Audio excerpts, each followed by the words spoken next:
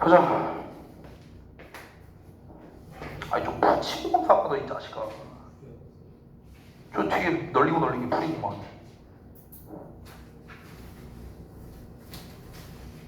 아니 저기 널리고 널리기 풀이잖여. 아그야. 자 봐봐.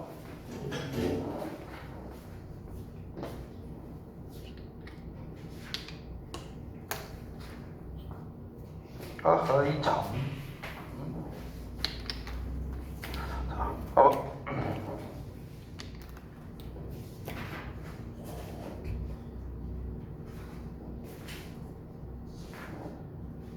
오케이. 자 봐봐. 언제 풀는데?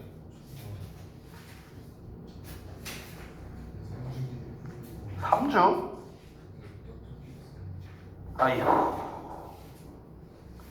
보자. 오케이.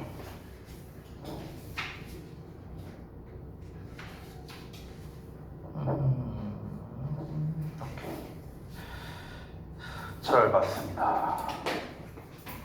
자, 일단 하기 전에 앞서서 저기 뭐야, 지난번에 결석했던 사람들이 이걸 못 받았거든. 이거 어법 추가 숙제 프린트를 내가 준 게 있어. 이걸 못 받아갖고 이걸 줄게. 자, 그때 3명이었지. 그때 안 왔었지? 지난주에. 자, 토요일까지야. 아, 그리고 저기 공지할 게 좀 있는데, 저기 뭐냐, 내신 관련된 거 내가 얘기했었나? 안 했나? 내신 대비 관련된 거를 좀 짧게 얘기할게요. 잠깐만. 8월 어디냐? 이게 학교마다 이번에 시험 기간이 굉장히 좀 천차만별이거든. 이번에. 그러니까 빠른 학교가 이제 대진고가 빨리 보는데 대진고가 9월 말에 시험 보거든. 근데 이제 대부분 학교가 10월 16일 한 그쯤에 시험을 보니까 지금 3주 정도가 차이가 난단 말이야. 그래서 이제 이번에 내신 대비를 이제 어떻게 할 거냐면은 8월 21일이 월요일이거든. 다다음 주야, 다다음 주. 이때부터 내신 시간표로 시작될 거야. 내신 시간표로. 근데 이거 말을 잘 이해해야 돼. 내신 시간표로 시작된다는 거지 내신 대비를 바로 한다가 아니에요. 알겠죠? 이 말을 좀 잘 이해해야 돼. 그러니까 이게 학교마다 달라. 그러니까 10월 한 대충 한 4일쯤인가? 이때부터 시험 보는 학교도 있어. 가자고였나? 좀 기억이 안 나는데 아무튼가. 그래서 이제 8월 21일부터 바로 내신 대비를 시작하는 학교도 있고, 그게 아니라 좀 이제 10월 한 16일? 아마 여기 너네 학교들은 대부분 다 10월 16일일 걸 아마? 너네들은? 그래서 10월 16일 날 시험 보는 애들은 9월 4일 날부터 내신 대비를 시작하거든? 9월 4일? 근데 이게 2주예요, 2주. 그래서 우리 예전에 여러분 해보셔서 알겠지만 2주 동안 각 학교별 특강을 하고, 그리고 이때부터 내신 대비가 시작된다, 이렇게 생각하면 돼. 뭔 말인지 알겠지? 그치? 그래서 어차피 이 내용은 다 공지가 나갈 거야. 다음 주 중에 다 공지가 나갈 거야. 그러니까 걱정 안 해도 돼. 다만 이제 니네가 헷갈리지 말아야 될 게 내신 시간표로 변동되는 거는 이때부터다. 그래서 지금 우리가 하고 있는 정규 수업은 다음 주까지다 라고 생각하면 되는 거야. 이해했지? 자, 그리고 이제 너네가 어찌 보면 가장 궁금해하고 중요하게 여기는 건데, 담당 선생님. 담당 선생님은 내가 웬만하면 안 바꾼 쪽으로 할 건데 바뀔 수도 있어요. 바뀔 수도 있어. 일단 여기에서 확실한 거는 대진고, 주엽고, 안곡고까지, 여기까지는 변동 없어요. 여기까지는 내신 담당 선생님 변동 없습니다. 1학기 때랑. 근데 나머지는 변동이 있을 수도 있습니다. 그거는 이유가 있는데 이유를 다 말하려고 하면 내가 이제 좀 얘기가 길어져서. 참고로 말하면 대화고 같은 경우는 이제 카누쌤이 못할 가능성이 높습니다. 참고하세요. 왜 그러냐면 이유가 있는데, 카누쌤이 예비고1 수업을 지금 하고 계세요. 그래서 대화고를 하면은 카누쌤이, 그러니까 대화고 2학년 수업을 하면은요, 카누쌤이 수업이 풀이에요. 풀이야. 하루도 쉬는 날이 없어요. 근데 그거를 저는 원치 않아서 그런 이유도 있고 또 다른 이유도 있는데 이제 다른 이유는 제가 생략하도록 할게요. 여튼간 그래서 이제 약간의 이제 변동은 있을 수 있다. 방금 말한 학교를 제외하고는 변동이 있을 수도 있다. 없을 수도 있고 아직은 확정이 아니니까 이건 뭐 담임인사 나갈 때 여러분이 참고하시면은 될 것 같아요. 예. 또 몰라요. 또 다시 이제 또 변동될 수 있어요. 이게 변수가 너무 많아서 그래요. 변수가 많아서. 자, 이 정도 얘기하면 됐죠? 그러면 또 궁금한 거 있냐 혹시 내신 관련해서? 있냐? 없지? 갈게요. 자, 6번부터 보겠습니다. 우리가 독해를 좀 한지 오래됐거든요. 그래서 기억이 가물가물할 거예요.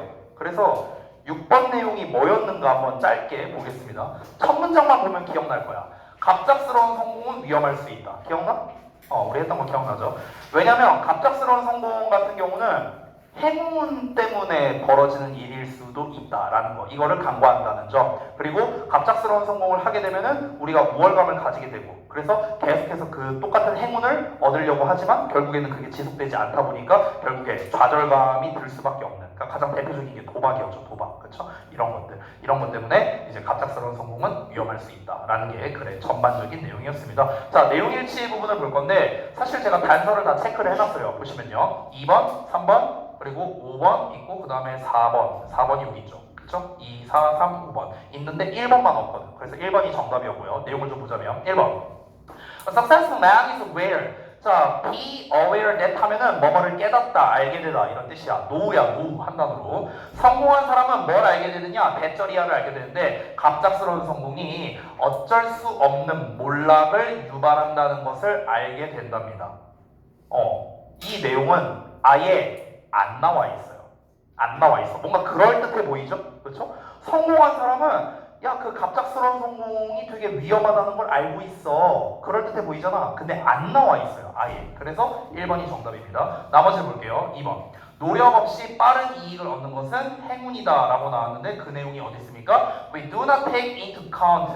여기서 take into account가 고려하다라는 뜻이었거든. 우리는 뭘 고려하지 않느냐? 행운이 하는 역할을 고려하지 않는답니다. 행운이 하는 역할. 결국 뭡니까? 갑작스러운 성공은 행운 때문에 갑작스럽게 성공이 오게 된 건데 우리는 그거를 고려하지 못한다는 거죠. 그래서 노력 없이 빠른 이익을 얻는 거는 행운이다 라는 거. 세 번째, sudden success makes us ignore other people's advice. 갑작스러운 성공은요, 우리로 하여금 다른 사람들의 조언을 무시하게 만든다. 이 내용이 어디 있습니까?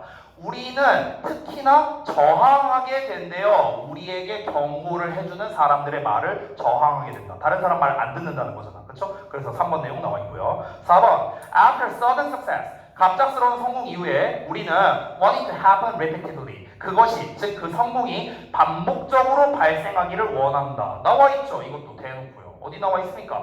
우리는 계속해서 그 우월감, 고향감을 다시 잡으려고 노력한다라고 나와 있잖아. 그렇죠? 그러니까 4번 내용 나와 있죠. 5번은 businessmen who have experienced the bubble economy. 자, 거품 경제를 경험한 그 사업가는 어쩔 수 없이 depressing time을 가질 수밖에 없답니다. 우울한 시간을요. 이건 두 내용이 나눠져 있는데 여기 보시면요, 갑작스러운 성공을 한 사람은 그 우울한 그 주기를 겪을 수밖에 없다라는 내용이 나왔는데, 근데 그 갑작스러운 성공에 대한 대표적인 예시가 바로 비즈니스 피플이 나와 있죠. 그래서 이 두 내용에 대해서 다 나와 있다. 그래서 정답은 1번만 가능하다.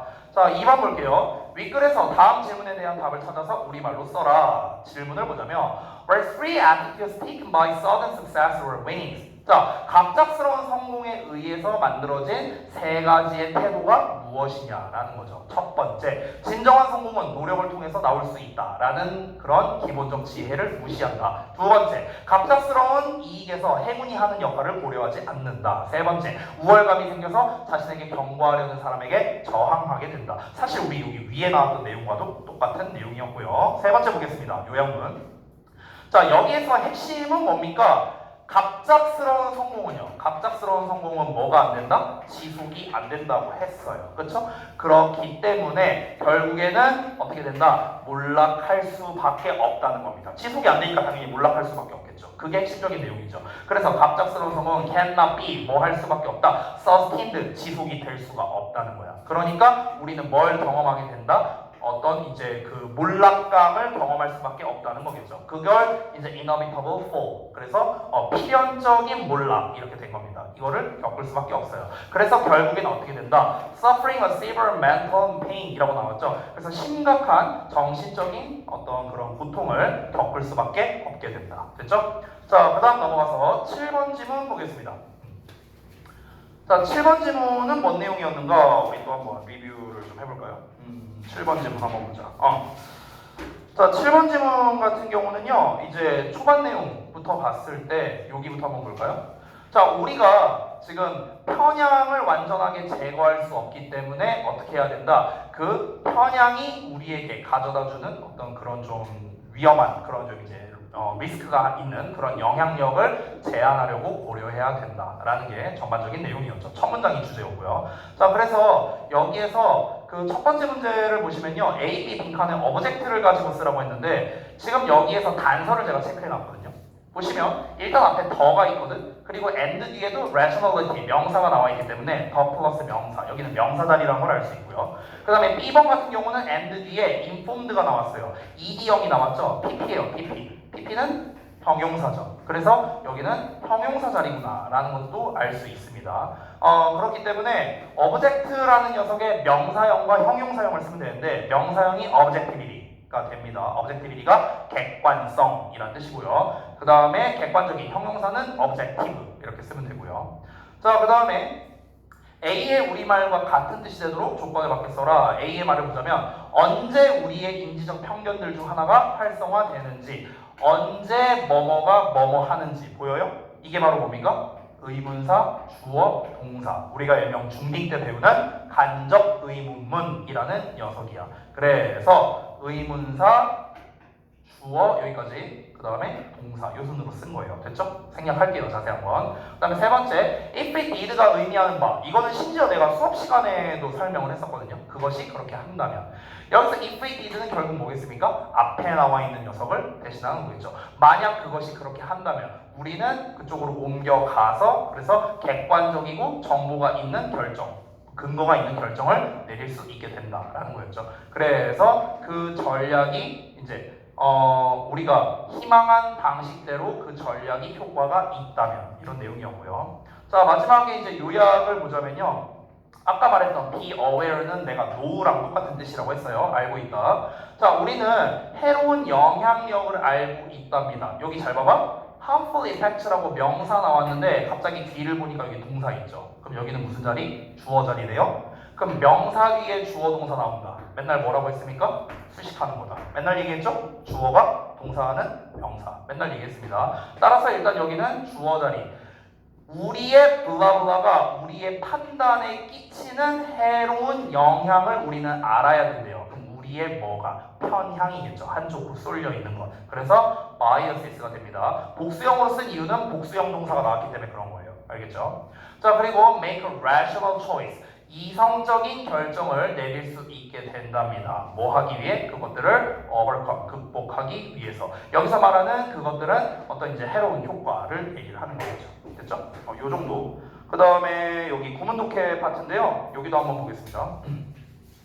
구문독해 파트 같은 경우는 이제 제가 출제한 의도가 1번 문제부터 보자면 일단 4형식 구조로 나와 있었는데 4형식 구조에서 직접 목적어 자리가 왓절로 나와 있거든. 이 부분 때문에 제가 출제를 한 겁니다. 그래서 그 유전하게 성장하고 있는 분야가 우리에게 보여주고 있는데 왓절을 보여주고 있다. 많은 과학자들이 수년 동안 의심을 해온 것. 그래서 이렇게 해석하면 되겠죠. 이 부분은 별거 아니니까 넘어가고 2번은 요 해야 목적어 동사원형이라는 5형식 구조가 나왔죠. 제가 늘 말하지만 5형식 구조, 목적어와 목적격 보어는 주어, 동사 관계이다. 맨날 얘기했습니다. 그렇기 때문에 우리가 대절을 더 잘 이해한다. 이렇게 해석하면 돼요. 우리가 대절을 더 잘 이해한다. 라는 것을 돕는다는 거예요. 됐어요? 이렇게 해석하면 돼. 그래서 대절을 보자면 유전자가 우리의 통제하에 있대요. 그리고 not something, 뭔가가 아니랍니다. 우리가 따라야만 하는 무언가. 방금 전에 배웠던 패턴 나오거든? 명사 나왔는데 주어 동사 나왔다. 방금 배운 패턴 나왔죠? 우리가 따라야만 하는 무언가. 됐어? 그 다음에 3번 볼게요. 자, 3번 같은 경우는 이제 recognized 뒤에 대시 생략되어 있거든. 근데 이 대절의 주어 그리고 동사가 좀 멀리 떨어져 있죠. 여기 요거를 과연 구문분석 할 수 있는가 이거를 보기 위해서 출제를 했습니다. 자, 이것도 내가 이제 여러 번 설명했지만 주어 동사가 멀리 떨어져 있으면 뭐다? 중간에 있는 게 수식하는 거다. 맨날 얘기했죠. 그래서 other environmental factors 주어 나왔고 can contribute 동사가 여기 있어. 그러면 중간에 있는 요 놈은 뭐다? 다 수식하는 거다. 됐어요? 요 구조 때문에 제가 출제를 했습니다. For many years 여러 해 동안에 과학자들이 인정해 왔습니다. 대절을 인정했는데 다른 환경적 요인들 such as 나오면 예시라고 생각하면 돼. 예를 들어서 chemical toxins 화학적 독소 같은 더 대표적인 예시로 담배와 같은 그런 화학적 독소와 같은 다른 환경적 요인들이 암에 기여할 수 있다라는 것을 인정해 왔대요. 뭘 통해서? 그들의 액션을 통해서 유전자에 대한 작용을 통해서 이렇게 해서 하면 되겠죠. 자, 그래서 데일리 테스트는 이 정도로 좀 간단하게 보고요. 우리 이제 다음 진도를 나가야겠죠. 잠깐만요. 우리 8번 할 차례였던 걸로 기억하거든요. 맞니? 8번? 책의 22쪽 펴시면 됩니다.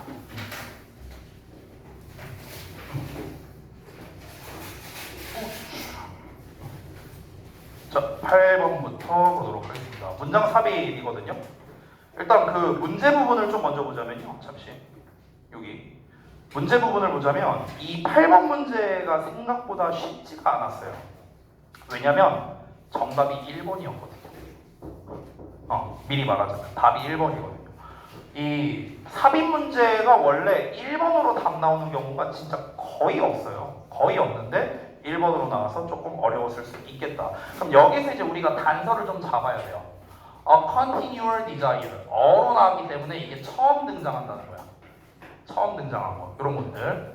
그리고 내용적인 거 외에는 이제 단서가 될 만한 게 없어요. 그러니까 이 8번 문제 같은 경우는요. 어떤 우리가 대명사라든가 연결사라든가 이런 걸로써 문제풀이가 불가능한 거예요. 철저하게 내용으로 풀어야 되는 거기 때문에 해석 안 되면 그냥 못 푸는 문제다. 이렇게 봐야 됩니다. 그래서 쉽지가 않았거든요. 그래서 내용을 한번 바로 살펴보도록 하겠습니다. 언제나 우리가 해야 되는 건 뭡니까? 글의 소재가 무엇인가? 그래서 이 글의 주제가 무엇이냐? 이렇게 연결할 수 있어야겠죠? 첫 문장에서 항상 대부분 소재를 제시하기 때문에 첫 문장을 잘 해석해야 된다. 가보겠습니다. For hundreds of thousands of years 100, 100인데 thousands, 1000이죠? 곱하면은 10만이죠. 수십만 년 동안. 되니? 수십만 년 동안 our hunter-gatherer ancestors 우리의 수렵 채집인 조상들이 who survived 생존할 수 있었대요. 오로지 뭐에 의해서? 지속적으로 communicating 함으로써 의사소통함으로써 누구랑? 서로와 의사소통함으로써 생존할 수 있었답니다. through non-verbal cues래요. 비언어적인 요소를 통해서. 여기에서 지금 우리가 해석을 다 했는데 다시 한번 볼게. 수십만 년 동안 우리 조상들은요 의사소통을 통해서 생존할 수 있었대. 근데 그 의사소통이 어떤 의사소통? 비언어적 의사소통. 그렇기 때문에 이 글의 소재는 뭐야? 비언어적 의사소통이 되는 거예요. 됐어? 제가 소재를 이렇게 써놨거든요. 니네가 쓴 거랑 비교해서 수정 보완을 좀 해주세요. 일단 비언어적 의사소통 또는 비언어적 신호라는 멘트가 있어야 돼요. 이게 제일 중요한 소재입니다. 비언어적 신호의 중요성에 대해서 말하려고 하는 거거든. 자, 소재는 저기 써있으니까 내가 생략할게요. 자, 다시 한번. 결국 비언어적 의사소통의 역사적인 발전 그리고 그 중요성에 대해서 말하려고 이 얘기를 한 겁니다. 이제 이 다음부터는 비언어적 이 신호 이거에 대해서 얘기가 나오겠구나 라고 우리가 이제 짐작하고 글을 읽어야 되는 거야. 그치? 가볼게. Developed over so much time 너무나 오랜 시간에 걸쳐 발달되면서 before the invention of language 언어의 발명 이전에 지금 비언어적 의사소통이라 했잖아. 그러면 당연히 언어가 나오기 이전을 말하는 거겠죠. 언어의 발명 이전에 오랜 시간에 걸쳐 발달되어서 그것은 즉 비언어적 신호는요. 이 대시 가리키는 건 비언어적 신호야.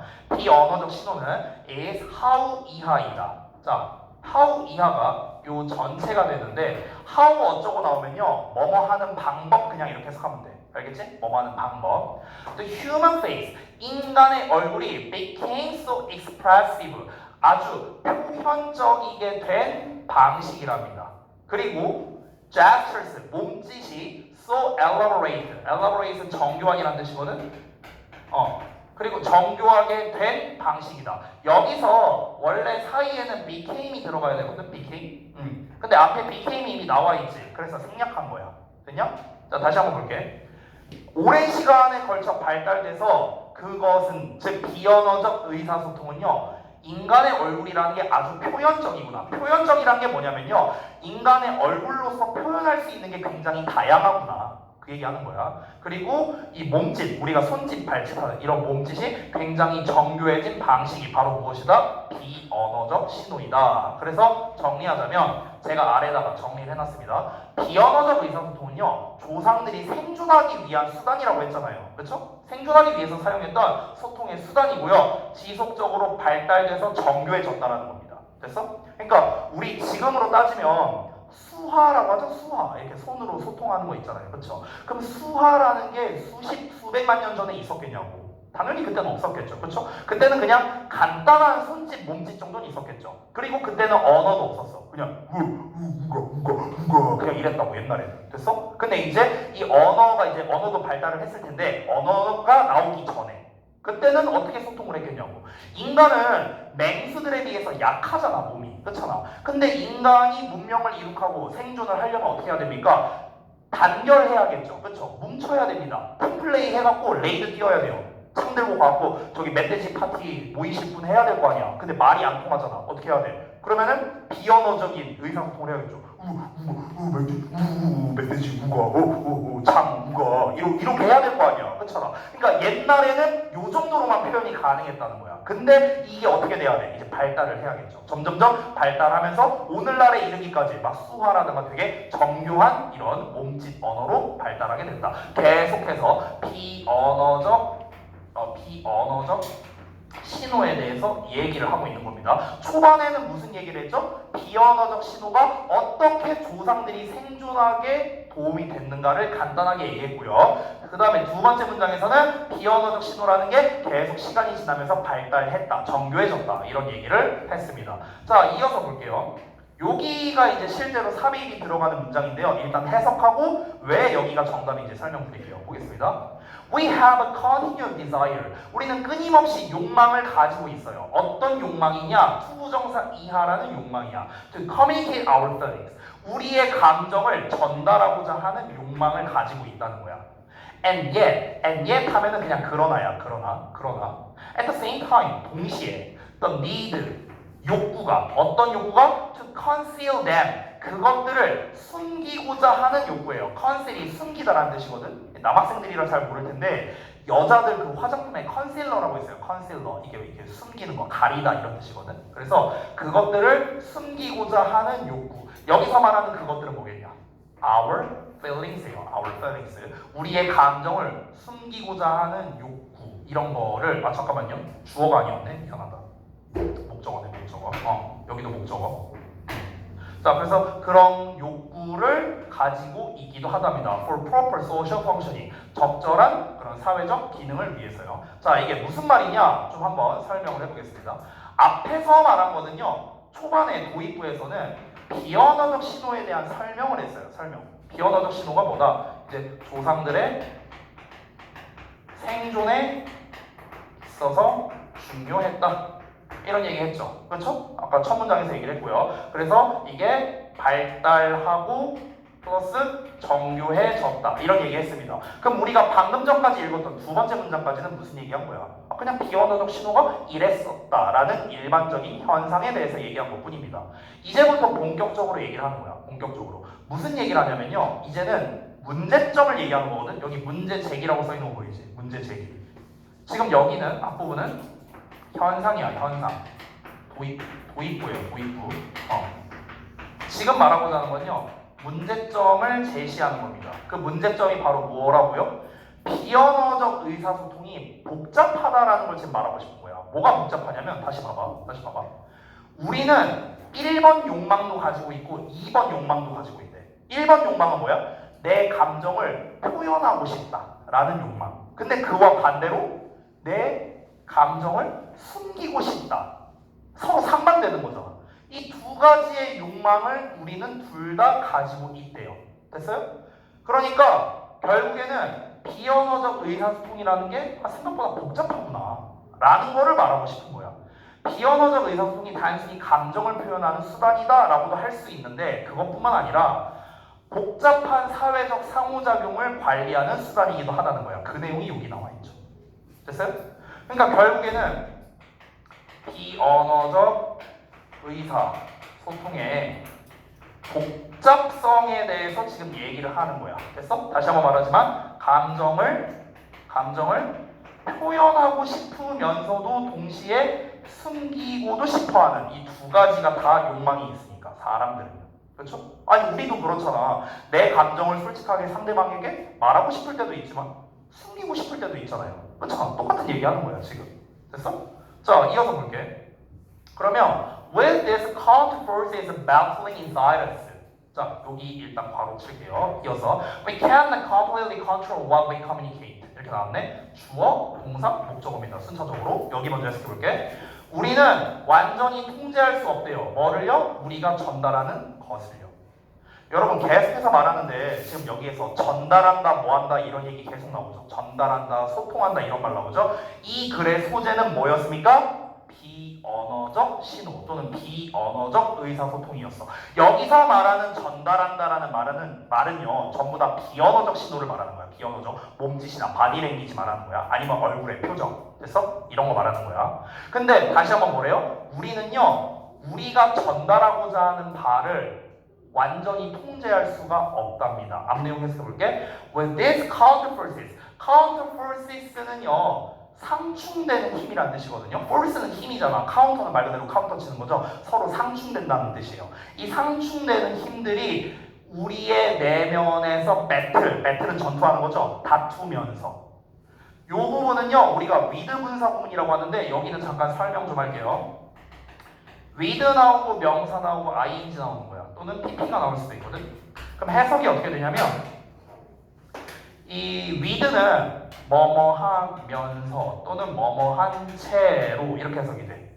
이 명사는 주어처럼 해석하면 돼. 얘가.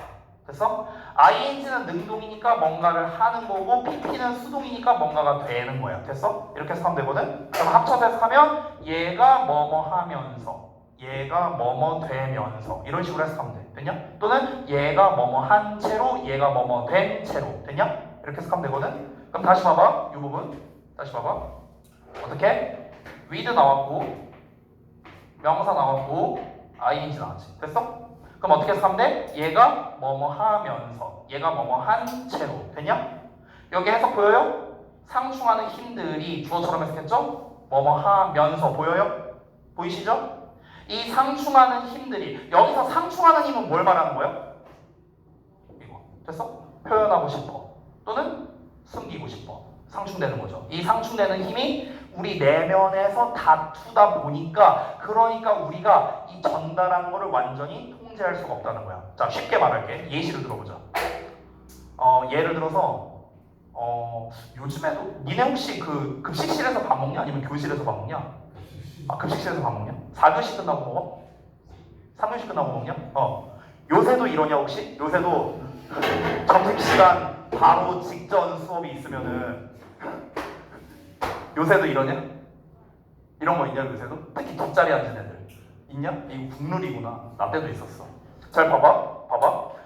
내가 3교시 내지는 4교시 이제 점심시간 전 수업을 들어. 표정은 열심히 듣고 있어. 근데 내 다리는 이래. 이러면서 수업 듣고 있어. 그럼 이거 자체가 뭐야? 이거 자체가 나는 내 몸을 통제하고 싶어. 선생님의 수업을 잘 듣고 있다라는 거를 보여주고 싶어. 근데 완전히 통제가 안 돼. 내 마음은 어때요? 급식실에 가 있거든. 그러니까 통제가 안 되는 거야. 내 다리가 통제가 안 돼. 자꾸 일로 가려 그래. 일로. 자꾸 교실 문을 뛰쳐나가려 그래. 됐어? 그 얘기하는 거야. 쉽게 말하면. 됐어? 그러니까 내가 감정을 숨겨야겠다라고 나는 하고 있어. 근데 나 지금 너무 배고픈데 빨리 급식 먹으러 가고 싶은데 이게 지금 상충되는 거야. 그러니까 이게 통제가 안 되는 거야. 그래서 나도 모르게 이렇게 나오는 거죠. 됐어? 이 비언어적 신호잖아. 내가 다리를 이렇게 한다는 거. 됐어? 그러니까 통제가 안 된다. 이 얘기를 하는 거야. 자, 그러면은 다시 한번 비언어적 의사소통이 복잡하대. 그 복잡하다는 거에 대한 부연 설명으로서 표현하고 싶기도 하지만 숨기기를 원하는 경우도 있다는 거야. 그러다 보니까 이게 뭐가 안 된다? 통제가 안 된다는 거야. 통제가 안 돼. 됐어? 자, 이어서 볼게요. Our real feelings. 자, 우리의 진짜 감정은 continually leak out. 끊임없이 새어나온대. 내 진짜 감정이 뭐야? 급식실 가고 싶다. 이게 새어나오는 거야. 나도 모르게. In the form of gestures, tones of voice, facial expressions, and posture. 이런 형태들로, 이런 것들의 형태로 계속 새어나오는 거야. 됐어? 몸짓, 목소리 톤, 얼굴 표정, 자세 이런 거의 형태로 계속 내 감정이 나오는 거야. 됐어? 자, 그럼 잘 봐봐. 이거를 이제 제가 설명한 건데 잘 보세요. 여기에서 여기 읽고 설명할게. 마저 읽고. however부터 보자. 그러나 우리는요 훈련을 안 받는데요 뭐 하도록? to pay attention 집중하도록 뭐에? 사람들의 비언어적 신호에. 됐어? 자, 그러니까 지금까지 얘기한 거를 좀 정리해 볼게요. 이게 무슨 얘기한 거냐면요 비언어적 신호라는 게 조상들의 생존에 있어서 중요했고 발달되면서 정교해졌다고 했어요 초반에. 근데 문제가 뭐냐면은 이 비언어적 의사소통이 복잡해. 그러다 보니까 통제가 안 되거든. 근데 이 통제가 안 된 감정이 어떤 건데요? 진정한 나의 감정 아니에요? 진정한 나의 감정? 이거 아니야? 통제가 안 되는 감정이 진짜 내 감정 아니냐고. 내가 통제하려고 했던 건 뭐야? 선생님의 수업을 제대로 듣겠다라는 거. 이거를 보여주고 싶었는데 나도 모르게 다리가 이렇게 됐잖아. 그럼 이건 뭐야? 통제가 안 된 나의 진짜 마음인 거죠. 그쵸? 여기까지 이해됐어? 그렇잖아. 그러면은 여러분 우리가 사람 대 사람끼리 소통을 할 때 비언어적 의사소통, 이 비언어적 신호가 바로 그 사람의 진정한 마음을 표현한다고 볼 수도 있겠네? 맞지? 아니 예를 들어서 내가 만약에 지호한테 지호를 겁나 갈궜어. 만약에 숙제 안 해왔다고 겁나 갈궜어. 근데 얘가 막 이제 나한테 그러는 거야. 쌤 죄송합니다. 죄송합니다. 이렇게 했어. 이거는 그럼 어때요? 말은 죄송하다고 하고 있는데 얼굴 표정은 전혀 죄송한 게 아니야. 그러면은 나는 뭐라고 느끼겠어? 우리 지호가 정말 반성하고 있구나. 이렇게 느끼겠냐 내가? 아니지. 표정이 썩었잖아 이미. 죄송하다고. 죄송합니다. 그럼 이거 자체가 뭐야? 이 목소리 톤, 표정 이게 뭐야? 이 사람의 진짜 감정인 거잖아. 이해돼? 뭔 말인지? 그러면은 우리가 의사소통을 할 때 저 사람의 진정한 마음을 파악하려면 언어적인 게 중요하냐? 비언어적인 게 중요하냐? 비언어적인 게 중요하잖아. 그치? 이게 이 사람의 진짜 감정이니까. 그치? 근데 또 다른 문제가 있어. 어떤 문제가 있다고? 그러면 비언어적인 거를 우리가 잘 캐치하면은 이 사람의 진정한 마음을 알 수 있을 거 아니야. 근데 문제가 뭐래? 훈련을 안 받는데. 그러니까 이런 표정을 지으면은 이 사람은 이런 감정인 거야. 이런 뭐 예를 들어서 이렇게 팔짱을 끼고 있으면은 이 사람이 상대방 말을 안 듣겠다라는 표시인 거야. 막 이런 심리학에서 배우는 이런 것들이 있거든. 근데 우리가 이런 걸 배우냐? 안 배워요. 우리는 언어만 배우죠. 비언어를 안 배워. 됐어? 그게 문제라고요. 됐어? 그 얘기하는 거야 지금. 자, by sheer habit. 자, sheer는 이제 말 그대로 sheer라고 했죠. 쉬운이란 뜻이야. 쉬우라고 써있잖아. 쉽대. 쉬운 거야. 자, 쉬운 습관을 통해서요 우리는 fixate on 고정시킬 수 있답니다. 고정시키다, 매달리다 뭐 이런 뜻이야. fixate. 우리는 고정시킬 수 있어요. The words people say. 자, 여기 명사 나왔네. 주어 동사 나왔네. 뭐라고요? 꾸며주는 거. 됐지? 계속 나온다. 사람들이 말하는 말에 매달린답니다. Why? 뭐 하면서? 또한 생각하면서. About what we will say next. 우리가 다음번에 말할 것에 대해서 또한 생각하면서 우리는 말에 매달린대요. 이 얘기를 왜 했을까? 그전 문장에서는 뭐라고 했죠? 자, 지금까지 실컷 설명한 거는요. 비언어적 의사소통은 진정한 감정을 나타낸다라는 거였어요. 여기까지 이해됐죠? 그렇죠? 근데 문제가 뭐라고요? 우린 훈련을 안 받아. 우린 그런 훈련을 안 받아. 이런 표정을 지으면, 이런 자세를 취하면 어떤 감정이다. 이런 걸 전혀 배우지 않습니다. 그냥 우리가 자연스럽게 익히게 되는 거죠. 그렇죠? 전문적으로 훈련을 받는 게 아니죠. 그러니까 우리는요, 사람들이 말하는 거에 매달린다는 거야.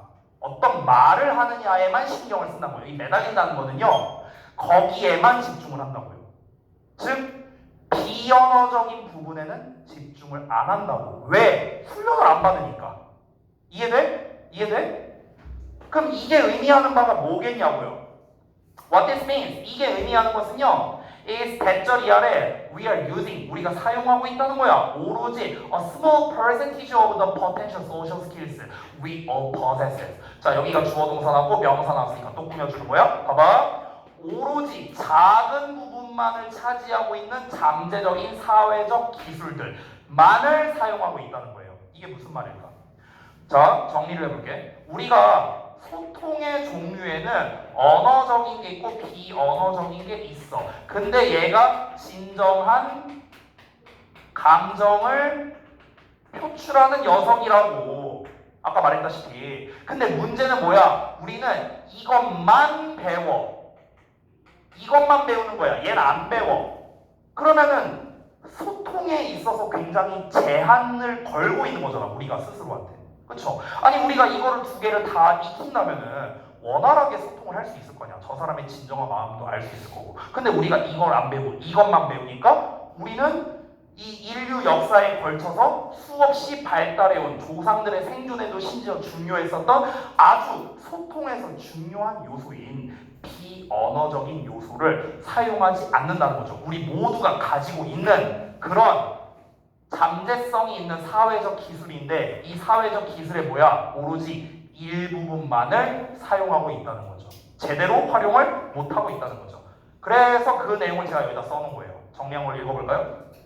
우리가 보유하고 있는 사회적 기술, 이게 뭡니까? 비언어적 의사소통 능력, 기타 등등 이런 것들을 제대로 활용을 못하고 있다고.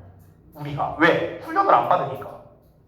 비언어적 의사소통은 오늘날 우리가 사회적 상호작용을 하는 데 있어서 중요하거든요. 근데 우리는 대부분 언어에 초점을 맞춘다고 했죠. 위에서 말에 매달린다고 했잖아. 언어에 초점을 맞추다 보니까 이 능력을 제대로 활용하지 못하고 있다는 거야. 이게 바로 뭐야? 문제라는 거야. 문제. 됐어? 자, 그러면 정리를 해볼게요. 이 글의 주제는 결국 뭐냐면요, 우리는 비언어적인 신호를 훈련을 제대로 안 받아요. 그러니까 우리는 우리가 가지고 있는 이 사회적인 기술, 즉 비언어적 의사소통을 제대로 활용을 못한다. 이게 바로 이 글의 주제고요. 여러분의 그 22페이지 질문 1번이 있죠. 질문 1번. 그거에 대한 정답이기도 합니다. 제가 방금 말한 거. 됐죠? 자, 일단 내용은 다 읽어봤는데 그 정답이 이제 1번인 이유를 좀 말씀을 드릴게요. 저기 순서 삽입 문제에서요. 지금 이 글의 구조가 어떻게 되어 있냐면요, 제가 이제 논리 구조를 이렇게 쭉 써놨는데 초반에는 어떤 얘기를 했습니까? 비언어적 신호에 대한 조상들에 대한 것, 발달과 그리고 정교화해졌다라는 요 내용이 쭉 이어지고 있습니다. 근데 문제점을 제시하는 부분이 여기부터거든요. 삽입 문장, 여기서부터 문제점이 나오는 거야. 어떤 문제가 있냐? 우리는 이런 문제가 있어. 감정을 표현하기도 하고 숨기기도 해. 그러다 보니까 이러한 상충되는 힘들이 있지. 얘가 결정적인 단서였어요. 즉 1번 뒷문장을 보면은 these counter forces라고 나와 있지. 얘가 결정적인 단서였어. 이러한 상충하는 힘들이 뭐였는데? 이게 뭐였는데? 우리 삽입 문장에 있는 바로 요 녀석과 요 녀석이죠. 됐어? 1번, 2번. 이걸 합친 게 뭡니까? 바로 요 놈이에요. 됐어? 이게 결정적인 단서였죠. 그러니까 오히려 삽입문 자체가 단서를 갖고 있는 게 아니라 삽입문 앞뒤에 단서가 있었다는 거죠. 됐어? 실제로 난이도가 올라갈수록 이런 유형의 문제를 좀 더 선호합니다. 평가원에서는요. 알겠죠? 자, 그러면 여러분 그 빈칸 채워온 거 그거를 간략하게 보고 넘어가겠습니다. 자, 볼게요. 자, 위글 전체 주제를 영어로 요약한 겁니다. 그래서 보시면은 Since we are not trained적 훈련을 받지 않기 때문에 뭐 하도록? 사람들의 non-verbal cues에다가 집중하도록 훈련을 안 받다 보니까 우리는 완전하게 잠재적인 사회적 기술, 즉 비언어적 의사소통 이거를 사용할 수 없다라는 거죠. 자, 본문에 밑줄 친 these를 지칭하는 거 이게 뭡니까? 아까 말했던 요 두 가지죠. 감정을 표현하고자 하는 것, 동시에 숨기고 싶어 하는 것. 됐어? 그 욕구. 이게 정답이 되는 거죠. 세 번째, 본문에 밑줄 친 this가 지칭하는 것. this가 어디 있습니까? 그 5번 문장에 있네요. 이것이 의미하는 것. this 이런 거는요, 그냥 웬만하면 앞문장 가리킨다고 생각하면 돼요. 앞문장. 그래서 앞내용이 뭡니까? 사람들이 하는 말에 매달리고 우리가 다음번에 말할 거에 대해서 생각하는 것.